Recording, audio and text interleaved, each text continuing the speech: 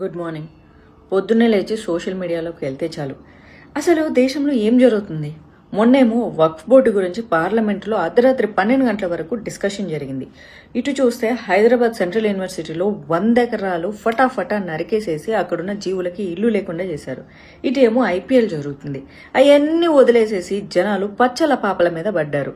ఆ చైనా వాడు జపానోడు ఏందెందో కనిపెడుతుంటే మనోళ్ళు మాత్రం ఈ పచ్చల పాపలకు పాపలు ఎలా కనిపెట్టాలని చెప్పేసి ఆలోచన చేస్తూ ఉన్నారు, మాట్లాడుకుంటూ ఉన్నారు. అయినా వాళ్ళు ముందు బట్టలిప్పి చూపిస్తే చూశారు, మధ్యలో బట్టలిప్పి చూస్తే చూశారు, వెనక బట్టలిప్పి చూస్తే చూశారు. చూసింది మీరు, వాళ్ళని పాపులర్ చేసింది మీరు.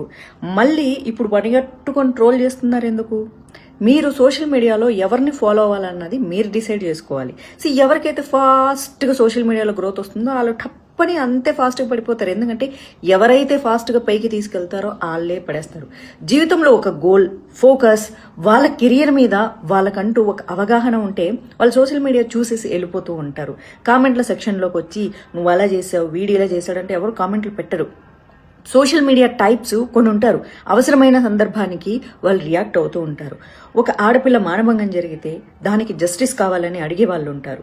ఈ అడవిని నరికేసి అడవిలో ఉన్నటువంటి జీవాలు చనిపోతూ ఉంటే వాటికి సపోర్ట్ చేసే వాళ్ళు కొంతమంది ఉంటారు, సపోర్ట్ చేయని వాళ్ళు కొంతమంది ఉంటారు. అదేంటి జీవాలు చనిపోతుంటే సపోర్ట్ చేస్తారంటే, అవును, అక్కడ ఉన్నటువంటి కాంగ్రెస్ గవర్నమెంట్ కొంతమంది ఇన్ఫ్లుయెన్సర్లకు డబ్బులు ఇచ్చి మరీ మేము చేసేది తప్పు కాదని చెప్పేసి వాళ్ళే సొంతంగా చెప్పించినట్లు చేస్తుంది. అలాగే డబ్బులు మేము తీసుకోము, జీవాలే మాకు ఇంపార్టెంట్ అన్నటువంటి ఇన్ఫ్లుయెన్సర్స్ కూడా చాలా మంది ఉన్నారు. అలాగే స్టూడెంట్స్ రెస్పాండ్ అవుతున్నారు, ప్రజలు రెస్పాండ్ అవుతున్నారు.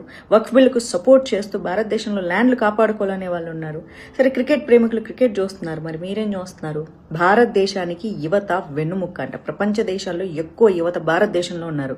కానీ మన యువత దానికి పిల్లల్ని కనిపెడదాం, దీనికి పిల్లల్ని కనిపెడదామని ఓ 10 మందిని లెక్క పెట్టుకొని 10 మందిని కన్నాం అనుకుంటున్నారు. కానీ వాళ్ళని కన్నాక ఎట్లా పెంచి పోషించాలన్న భవిష్యత్ ప్రణాళికలు మాత్రం లేవు. మీరే ఆడపిల్లలు గుడ్డలిప్పితే వాళ్ళ స్వేచ్ఛని దుర్వినియోగం చేసుకుంటుంటే మీరే చూస్తారు, మీరే తిడతారు, మీరే లైకులు చేస్తారు, మీరే ఫాలోవర్స్ కొడతారు, మీరే వాళ్ళని పైకి తీసుకెళ్లి వాళ్ళని సొసైటీలో ఇన్ఫ్లుయెన్సర్స్గా నిలబెడతారు.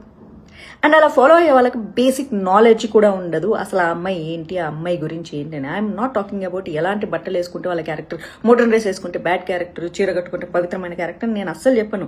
చాలా మంది చీర కట్టుకునే వాళ్ళలో దరిద్రమైన క్యారెక్టర్లు ఉంటారు. ఎస్, కొంపలు కూల్చే వాళ్ళు ఉంటారు. చిరిగిపోయిన జీన్స్ వేసుకునే అమ్మాయి పక్కన వాళ్లకు కనీసం హాని కూడా చేయని అమ్మాయి ఉంటుంది. కానీ పనిగట్టుకొని సోషల్ మీడియాలో రెచ్చగొట్టాలి అని చెప్పేసి వీడియోలు చేసే అమ్మాయిని నేను సపోర్ట్ చేయను. ఆడపిల్లలకి స్వేచ్ఛ అవసరము, కానీ ఆ స్వేచ్ఛ దుర్వినియోగం చేసుకోకూడదు. అలాంటి అమ్మాయిలు చూసి కంట్రోల్ చేసుకుంటున్న ప్రతి అబ్బాయికి నేను మనస్ఫూర్తిగా ధన్యవాదాలు తెలియజేస్తున్నాను. మీరు ఎప్పుడు అలాగే బుద్ధిగా ఉన్నానని కూడా చెప్తున్నాను. ఎస్, ఎక్కడో ఒక అమ్మాయి గుడ్డలిప్పి రెచ్చగొట్టి నాలుకలు బయటపెట్టి ఒళ్ళంతా బయటపెట్టి వీడియోలు చేస్తూ ఉంటే ఇంకెక్కడో అమ్మాయికి రేపులు జరుగుతున్నాయి. ఆ రీల్స్ చూసి వచ్చి ఇక్కడ రేపులు చేస్తున్నారు. కాబట్టి ఇలాంటి వాళ్ళు అందరూ ఒళ్ళు దగ్గర పెట్టుకొని ఉండాలి. కాబట్టి ఈ పచ్చల పాపల సంగతి వదిలేసేసేయండి, ఓకేనా? మీరు పచ్చల పాపలతో పాపలలా కనాలి కాకుండా మీ భవిష్యత్తు ఎలా ఉండాలో కలలు కనండి, కలలు నెరవేర్చుకోండి. Thank you so much.